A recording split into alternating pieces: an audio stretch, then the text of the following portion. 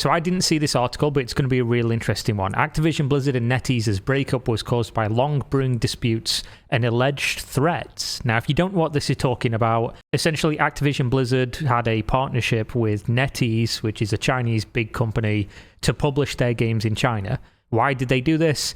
Well, because you as a foreign company cannot do business in China without a Chinese company doing it on your behalf. So if you want to do any business there, you need something like this, some big agreement. And of course, everybody wants to do business in China because it's a massive market financially. There's a lot of players and there's a lot of money to be made there. Of course, Activision Blizzard is a publicly traded company, which means if you lose a partnership like this, essentially you are fucking your investors. Because money coming in from that region is no longer coming in, you have no actual partnership lined up to essentially go straight to them. And it's like wiping money off the table that you were previously getting. Now, all this went through and the games in China just shut down. Like, NetEase was like, fuck this. They pulled down the statue of the, World of Warcraft character outside NetEase's office.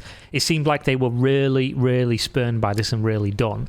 So there was speculation as to what happened, and it was said that one executive essentially tanked this deal on their own. And a lot of people were saying, oh, it's got to be, Loot Goblin, Bobby Kotick. And this article is going to go over specifically what happened because it has some inside sources, and this is original reporting from the New York Times. I'm just using this article because we're familiar with Massively, and New York Times is behind a paywall. Though both companies insisted the failed partnership was of no financial significance, that's straight cope, because if it wasn't, you wouldn't have operated it for 14 years. I know NetEase showed that it was something like 4% of their overall revenue, or it was a very small amount.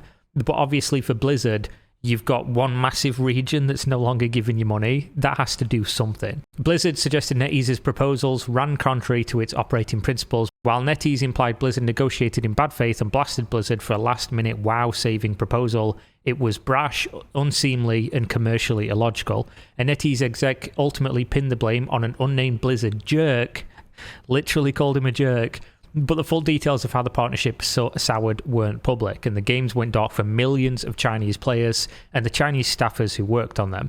Thanks to reporting from New York Times, we're getting a slightly clearer picture of what went wrong behind the scenes and who the unnamed Blizzard jerk, NetEase's Simon Zhu, referred to in November. The Grey Lady reports that the dispute flared up in October 2022 in a Zoom call during which NetEase reps were concerned about the Chinese government's ongoing antitrust crackdown on gaming. NetEase apparently wanted Activision Blizzard to file specific disclosures with the Chinese government to ensure NetEase could comply with antitrust regulators. According to multiple sources, Activision Blizzard refused, disputing that it was out of compliance with the law or that it was required to turn over more information. ABK apparently maintained that NetEase was just trying to squeeze out a better deal using regulation as cover. Okay, so squeeze out a better deal or no deal? Deal or no deal? Do we have one? No? Okay. In the contract renegotiations with Activision, conducted every few years since the partnership started. Again, this was 14 years ago. That's a pretty long business relationship to have with somebody to just let it end overnight. NetEase said it wanted to end the company's joint venture agreement, a business entity that helped NetEase distribute games from Blizzard Entertainment, an Activision subsidiary in China. NetEase said it wanted Activision to license its games directly to NetEase, which would give NetEase more control over operations and allow it to better comply with the new regulations without Activision's help.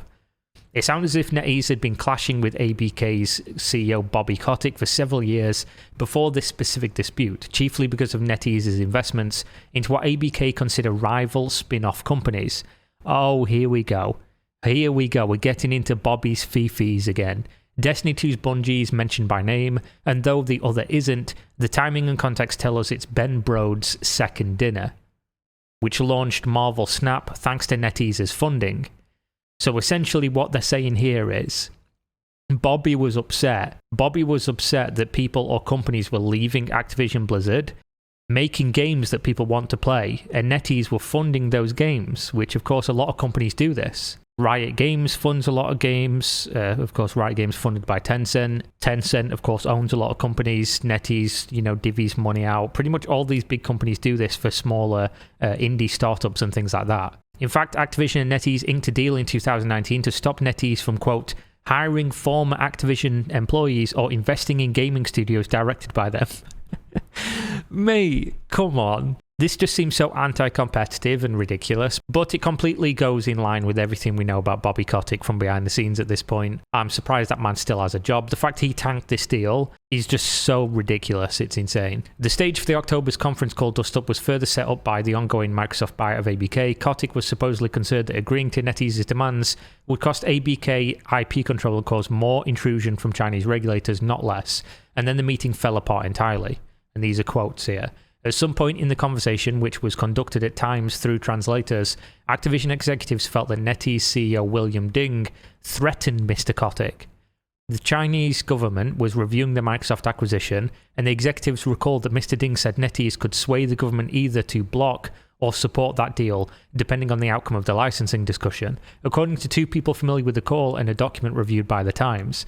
But NetEase executives did not intend to make a threat, and were trying to be conciliatory towards Activision, said two other people familiar with the conversation. The point they intended to make was that if Activision did not switch to a licensing deal, Microsoft would face the same regulatory hurdles when it acquired the company. Mr. Voiker, the NetEase spokesman, denied that Mr. Ding had threatened Activision. He said Activision was continuing to, quote, harass and taunt companies and regulators worldwide.